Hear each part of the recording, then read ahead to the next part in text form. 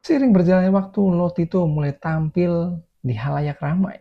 Dia bikin atraksi dan makan barang-barang yang sebenarnya nggak masuk akal sih buat dimakan. Jadi dia pernah makan sepeda lengkap, troli supermarket, rangka televisi, komputer, 18 sepeda, 15 supermarket charts, dan satu ini yang paling gila. Satu pesawat Cessna 150. Bro, gua makan ikan bandeng aja, itu kalau kena durinya sakit banget. Ini orang makan pesawat.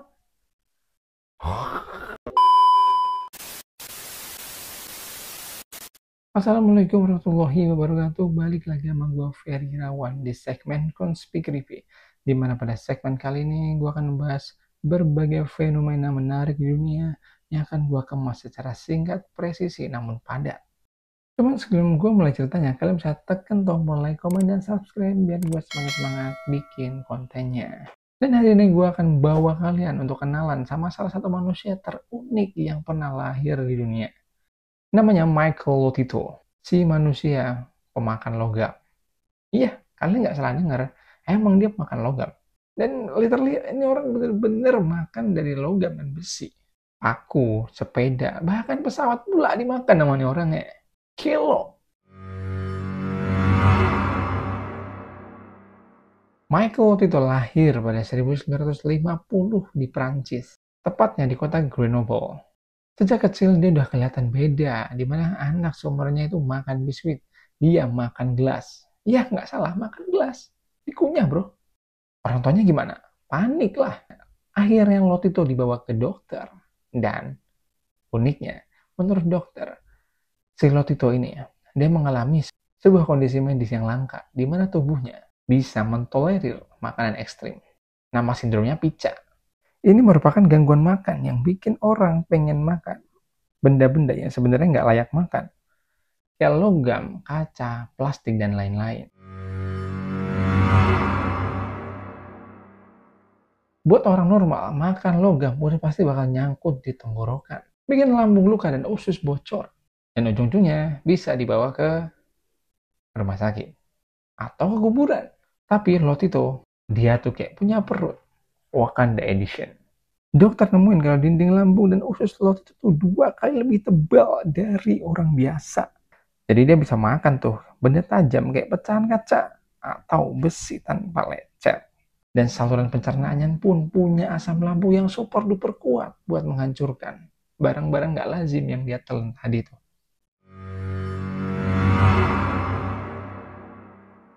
Seiring berjalannya waktu, Lotito mulai tampil di halayak ramai.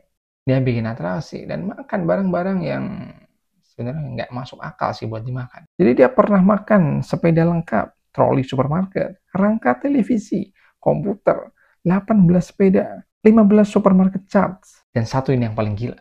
Satu pesawat Cessna 150. Bro, gua makan ikan bandeng aja, itu kalau kena durinya sakit banget. Ini orang makan pesawat.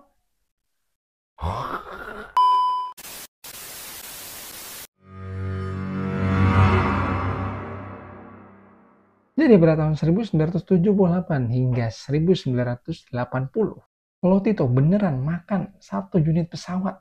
Pesawatnya adalah Cessna 150. Jadi pesawatnya dia potong kecil-kecil dan saban hari dimakan. Jadi dicemilin tuh dikit-dikit, barang minyak, barang air kali, biar nggak kesedak. Dan dari cemilan pesawat dia yang berhari-hari bahkan berbulan-bulan dia makan tadi, itu kalau ditimbang sekitar 1 ton logam. Cuma dari pesawat itu. Dan tubuhnya nerima aja. Ya kayak orang ngemil kacang doang ini. Ini makanya orang Madura sama orang Medan nih sungkem nih kayaknya. Tapi sorry ya, bukan masalah menyinggung orang Medan ya. Oknum-oknum.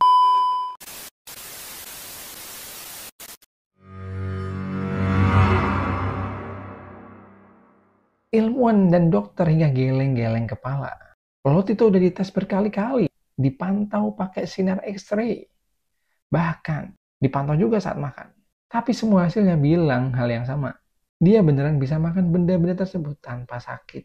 Ada teori yang bilang kalau dia tuh ngelatih tubuhnya dari kecil. Tapi bahkan latihan pun nggak bikin usus kebal dari logam. Harusnya. Kecuali lu mutan. Mungkin kali. Lotito jadi selebritis dan artis di Prancis dan Eropa.